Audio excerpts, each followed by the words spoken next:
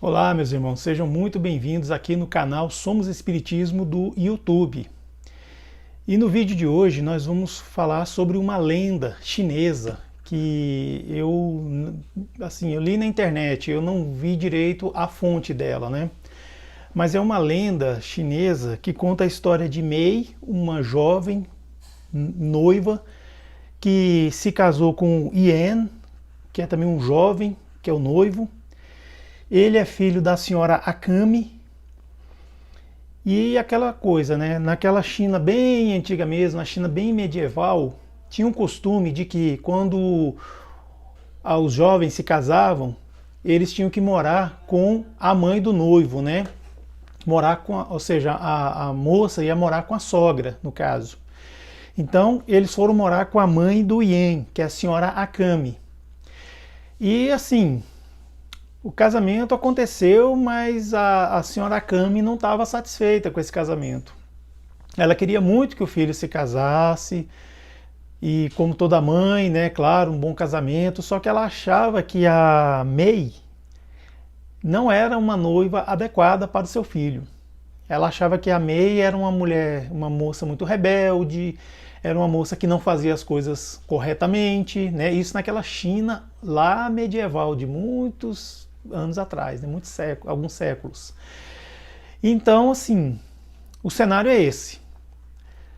O jovem Yan com a sua noiva Mei morando na casa da senhora Akami, que é a mãe do Yan e é a sogra da Mei. E assim começou uma história muito peculiar. A Mei, que era realmente uma moça assim geniosa, esquentada, ela começou a ter problemas com a sogra, com a senhora Akami.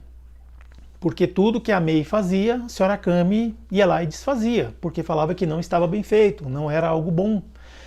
Então a senhora Akami reclamava da comida que a Mei fazia, a senhora Akami reclamava da casa que a jovem Mei limpava, ela falava que não era bem limpa.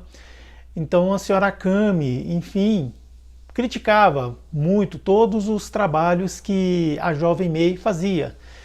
De modo que essa jovem, a Mei, já não estava mais aguentando isso. Mas como era uma tradição, o marido dela, o Yan, não queria deixar de cumprir essa tradição. Então eles tinham que ficar, se não me engano, era um ano morando com a senhora Akami, né, a mãe do Yan.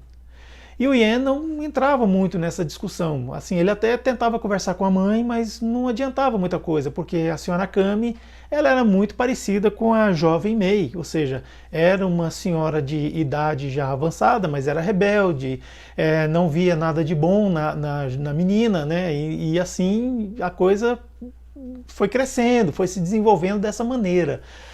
Até que chegou um momento em que a própria garota, a Mei, que era muito jovem, não aguentou mais isso. E uma vez ela estava conversando com uma outra jovem noiva e as duas começaram a trocar confidências e a Mei falando sobre essa dificuldade que ela estava vivendo, né, em casa com a sogra que desfazia tudo que ela fazia, não achava que nada que ela fizesse estava bom, muitas das vezes jogava a própria comida que a Mei fazia, jogava fora, dizendo que a comida estava ruim, ia lá e fazia, né, uma comida, dizendo que era a comida da senhora Kami era muito melhor do que a da esposa do filho dela. E enfim, essa jovem que escutava a Mei disse que ouviu falar que uma pessoa estava passando por isso e ela foi até a província vizinha e contratou foi falar com um farmacêutico, um senhor lá chamado Yan, que era manipulador de ervas, né, assim, como se fosse um boticário. Ele fazia poções, fazia substâncias. E por fim ela disse que essa pessoa foi lá com o senhor Yan e encomendou um veneno e matou a própria sogra.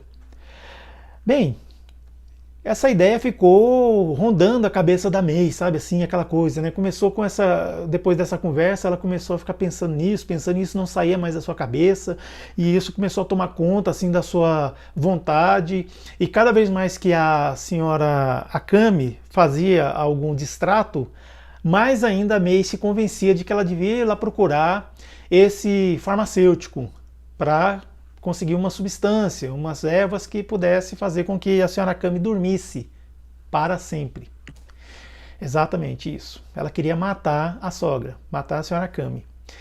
Então houve um dia em que aconteceu uma situação muito peculiar, que foi o aniversário do Yen, e a Mei fez uma surpresa muito boa, né, interessante por sinal. Porém, quando a senhora Kami viu aquilo, ela ficou tomada de ciúme e ela praticamente estragou a festa dos dois. Ela realmente foi lá e destruiu tudo, né? Falou que nada prestava, aquela coisa toda. Então, assim, a Mei, tomada de uma profunda ira, que ela já estava com aquela ideia pululando aqui na cabeça dela, né? O que ela fez? Ela foi, tomou de um cavalo e foi até a cidade próxima, ou seja, a província próxima, falar com o senhor Yan. Chegando lá, ela procurou até que achou onde ficava o senhor Yan. E chegando lá, o senhor Yan foi atendê-la, perguntou o que ela precisava. A primeira coisa que ela fez foi mostrar dinheiro para ele. Foi mostrar que ela tinha pegado todas as suas economias, né, a economia dela e do marido, e já mostrou dinheiro para ele e falou: eu quero me livrar da minha sogra. Mas falou assim de uma forma muito raivosa, muito revoltada, cheia de ódio no olhar. E aquele jeito assim, né, de que alguém realmente que está assim, já não está mais se aguentando. O senhor Yan, vendo aquilo, o que ele fez? Ele olhou para ela e disse: entendo o que você quer. Você quer que eu manipule algumas ervas que vá fazer a sua sogra dormir para todo sempre. Ou seja, matar a sogra. Aí a Mei disse, claro, que sim, eu quero muito isso, eu tenho dinheiro, empurrou o dinheiro. Ele falou assim: não, eu não quero seu dinheiro agora. E empurrou de volta o dinheiro para ela. Ela falou assim: eu vou fazer um composto aqui e você vai voltar aqui amanhã para buscar. Dito e feito. A Mei voltou para casa e não falou nada com ninguém, claro, né? Não falou nem com o marido, nada e tal. Esperou ansiosamente, né, o dia seguinte e foi lá naquela província. Quando chegou lá, o senhor Yan já veio atendê-la com um pote na mão. Aí ela olhou para ele assim e os olhos dela brilharam vendo aquele pote e tudo mais. Aí ele disse para ela: olha, eu vou falar como você vai usar isso aqui. Tá aqui a poção. Você vai colocar um pouquinho, em uma pitada, em cada alimento que a sua sogra for consumir. Seja, né, no café da manhã, no almoço, no jantar, na ceia da noite, você vai colocar um pouquinho. Claro que você não vai deixar ela ver que você está fazendo isso, mas é o seguinte, isso vai fazer sua sogra dormir. Só que não vai ser de uma vez não, vai ser aos poucos. Ela vai aumentando o sono até que chegar um momento que ela não vai acordar mais, ou seja, ela vai parar de respirar. Aí o senhor Yan falou para ela: minha jovem, para que ninguém desconfie que você é que fez isso com a sua sogra, né, cometeu esse crime contra a sua sogra, você vai mudar o seu jeito de ser com ela. Você vai ficar calada quando ela falar alguma coisa, você vai abaixar a cabeça, você vai ficar submissa. Você vai simplesmente olvidar quando ela estiver falando coisas a seu respeito. E você vai fazer o contrário, você vai elogiar ela para os outros, elogiar a sua sogra, vai falar bem da sua sogra para todo mundo, você vai tratar bem a sua sogra, você vai fazer todo o alimento e vai dar para ela.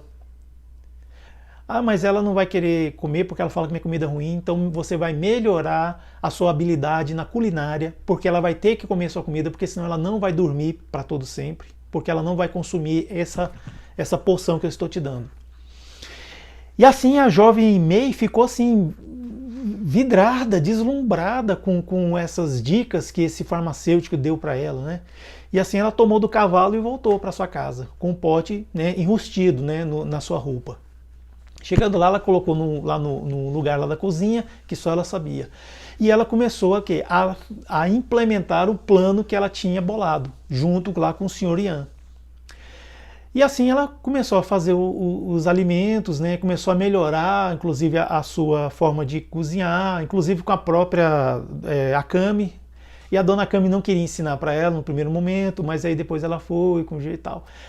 ela melhorou sua culinária e toda vez que ela ia dar a comida para dona Akami, ela colocava uma porção daquele veneno, né? Daquele veneno.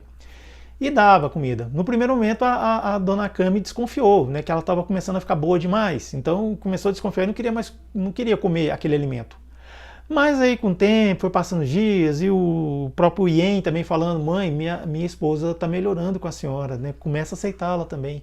Então começou a aceitar a comida, começou a ver que ela estava melhorando na culinária, começou a ver que ela fazia as coisas já de uma maneira diferente, fazia assim igual ela, né, Dona Kami, né? Então por isso fazia bem feito, porque estava fazendo igual a mim, orgulho.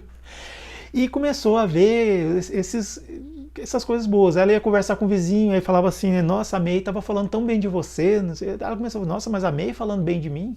Como assim? Ela ia na feira lá, comprar um peixe, alguma coisa, aí o feirante falava, a May passou aqui, ela falou tão bem da senhora. Ela começou a falar, mas como essa menina está falando bem de mim? Ela não gosta de mim. Então a dona Kami começou a ficar, né, assim, com a antena ligada, né?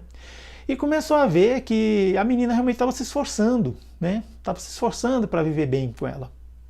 E assim a dona Kami aos poucos foi cedendo, aquela mulher bruta, dura, sabe? Aquela mulher de pedra começou a ficar mais leve, começou a ficar mais mansa, mais tranquila. E, enfim, começou assim naturalmente as duas a se relacionar bem. Até que chegou uma hora que naturalmente a May esqueceu lá do poção do veneno, esqueceu mesmo assim, mas deu um branco mesmo nela. Até que um dia ela estava lá feliz da vida, cantarolando, e a dona Kami foi fazer o alimento lá do dia, né? Aí quando ela viu, a dona Kami abriu lá o lugar lá onde estava a poção venenosa, pegou um pouco e colocou na comida. Ela mesma, a dona Kami, colocou. Aí a May ficou assim assustada e tomou o prato da mão da dona Kami. A dona Kami, o que você está fazendo, menina? Não, você não vai comer essa comida? Jogou fora. Ela disse, não, mas eu quero comer, essa comida é tão boa. Aí ela pegou o pote e falou assim, não, e você também não vai mais usar isso não. Ela falou assim, mas por quê? Esse tempero é tão bom, esse tempero dá um sabor diferente para a comida. Não, isso não é tempero. Eu falei, mas como você não sabe que não é tempero? Não. Aí ela falou assim, não, é porque ele já está vencido. Eu vou arrumar outro. Tomou um cavalo e foi lá de novo ter com o senhor Ian. Chegou lá, ela estava desesperada, chorando, falando, né, senhor Ian, eu te dou o dobro do dinheiro que eu tenho, que eu ofereci para o senhor, que o senhor não aceitou, né? Eu te ofereço para o senhor reverter o veneno que a minha sogra comeu. Ele olhou assim, o veneno que você veio pedir para eu fazer, para ela morrer. Ela, sim, mas eu me arrependo. Ela caiu, se prostrou no chão, né, igual os orientais fazem, né? Eu imploro para o Senhor, me dê outra porção para fazer minha sogra viver, para fazer minha sogra ter vida, para fazer minha sogra ser uma pessoa melhor. Aí ele olhou para ela assim, né? Pegou ela pelos ombros, levantou essa moça e falou assim, olha, eu vou dizer uma coisa para você. Quando você esteve aqui há alguns meses atrás, você estava tomada de ódio. Você estava assim, de uma forma que não tem palavras. O que eu fiz, minha jovem May, foi dar para você uma poção que era vitamina, não era veneno, não tinha nada venenoso lá. Foi apenas uma vitamina que fazia com que a comida tivesse um tempero, um sabor assim diferente e ao mesmo tempo fosse propriedades vitamínicas para quem consumisse aquela poção. Aí ela olhou assim para aquele moço, assim, não acreditando no que ela estava ouvindo. Aí ela foi dar um abraço nele, e ele ficou meio sem jeito, né? Porque naquela época, né, o chinês não abraçava. Então ele ficou meio sem jeito e falou assim, né, não, mas olha só, a sua sogra não vai morrer. Muito pelo contrário, ela foi ganho de saúde. Na verdade, o que eu queria matar com aquela poção que eu te dei era o ódio que estava no seu coração. Você estava com muito ódio. E assim terminou a história. Essa lenda chinesa, ela tem muitas coisas interessantes aí, né? Primeiramente, assim, né, já desde aquela época, lá séculos e séculos atrás, né, a sogra já tinha esse papel de atrapalhar um pouco a vida né, tal. E tinha essa tradição lá daquela China medieval de que o casal tinha que morar com a sogra, né? Ou seja, parece que é uma prova de fogo para o casal, né? Eu não sei se isso é verdade, se isso acontecia mesmo na China medieval. Cabe uma pesquisa. Mas é interessante, assim, como que as duas não se entendiam, né? E era uma briga constante, uma rivalidade sem fundamento nenhum, né, entre elas. Aí, de repente, quando uma resolveu mudar, começou a ter uma postura diferente, começou a falar bem, né, da sogra, começou a fazer as coisas de maneira, não só da maneira dela, mas fazer da maneira do outro, da outra, né, que fazer como a sogra gostava que era feito. Aí as coisas mudaram entre elas, ficaram diferentes. Porque a sogra foi vendo que a jovem, a esposa do marido, tinha mudado. Então ela começou aos poucos e mudando. Olha só que interessante. Uma pessoa puxou a influência da outra.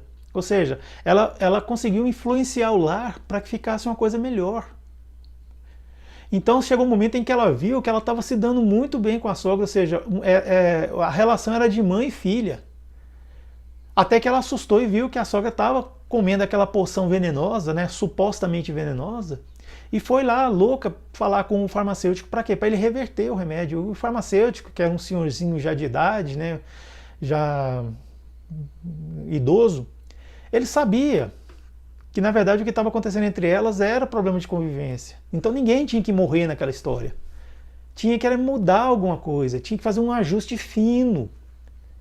E o jovem é mais desconstruído do que as pessoas mais velhas. Então, assim, quando vai puxar para uma mudança, normalmente o jovem é a figura principal nisso, porque o jovem é mais desconstruído, o jovem consegue, né, mudar. Não estou falando que a pessoa que é de idade não tem que mudar, não, muito pelo contrário.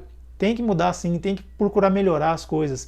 E é interessante também as pessoas, quando adquirem uma idade elevada, ela ser desconstruída também. O que é ser desconstruído? É estar revisitando os seus valores, é revisitar o seu modo de viver, a sua forma de tratar as outras pessoas. Então é isso. Desconstruir é isso, é você desconstruir para construir algo novo. Não é assim simplesmente desmanchar e ficar desmanchado. Não, você desconstrói de forma que você construa algo novo, algo mais apropriado, algo mais atualizado. Você revê o seu papel no mundo, você revê a sua posição, os seus pensamentos, as suas preferências, os seus valores. O mundo muda, meu amor. E convém a gente também mudar. Abandonar aquela velha estrada, abandonar aqueles costumes que já não fazem tanto sentido e adquirir novos. Ver com a perspectiva do outro, olhar com os olhos do outro, ser empata, né? A empatia. Uma vez eu usei essa palavra, ela causou uma estranheza, né? Mas é alteridade. O que é alteridade? É aquilo que é do outro, é saber valorizar. Então, a May, ela fez isso. E logo, logo a senhora Akami começou também. Por fim, elas estavam se entendendo muito bem. Por que a gente não consegue fazer isso? É muito simples. Vamos usar novamente o recurso da oração. Por quê? Porque com a oração a gente chama para perto de nós quem? Nosso anjo da guarda. Quer alguém mais atualizado do que nosso anjo guardião? Não tem. Ele é um espírito puro, gente. É um espírito muito evoluído. Então ele sabe lidar com essas coisas. Então sempre vale a pena a gente fazer isso, né? Eu prefiro ser essa metamorfose ambulante do que ter aquela velha opinião formada sobre tudo. Então assim, a gente sempre deve pensar nisso. E lembrando que tem certas tradições que a gente não pode abrir mão, claro, né? Por exemplo, ser bom, promover o bem, procurar não falar mal dos outros, não fazer maledicência, procurar sempre fazer a caridade, caridade com inteligência, né? Claro, não só a caridade material, mas a caridade moral, que é a benevolência, a indulgência e o perdão das ofensas, e assim por diante. A gente consegue. Então, esse conto aí, que é um conto chinês, eu não sei o nome dele, mas o interessante é o ensinamento que ele traz para nós. Se você tem na sua casa, na sua família alguém difícil, tenta ver o mundo com os olhos dessa pessoa. Tenta ter uma posição de empatia. Não vai achando você que você vai começar hoje, amanhã já está tudo bem, está todo mundo trocando beijos e abraços. Não. Vai demorar, é um processo. Não é? Do jeito que para azedar teve uma disciplina, ou seja, todo dia fazendo aquela coisa errada, todo dia fazendo aquela provocação, todo dia fazendo aquela coisinha que só dá nos nervos, que é disciplina, isso aí também é disciplina do bem.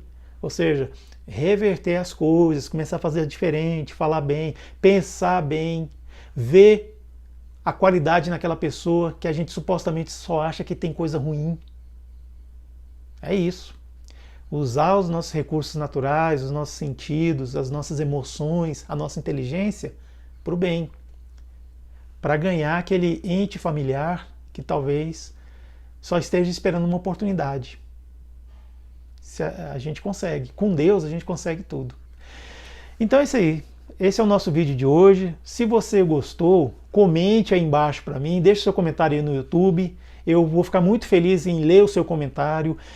Se você gostou, curta esse vídeo, por favor, tá? E se você compartilhe, tal, com outras pessoas que não puderam estar, né, no YouTube vendo esse vídeo, compartilhe, por favor. E se você é novo aqui no YouTube, se inscreva no nosso canal, ajude o canal a crescer para que nós possamos levar a doutrina espírita para mais pessoas, fazer a caridade com a doutrina espírita. E qual é a caridade? A sua divulgação, segundo Emmanuel, tá bom? Muito obrigado.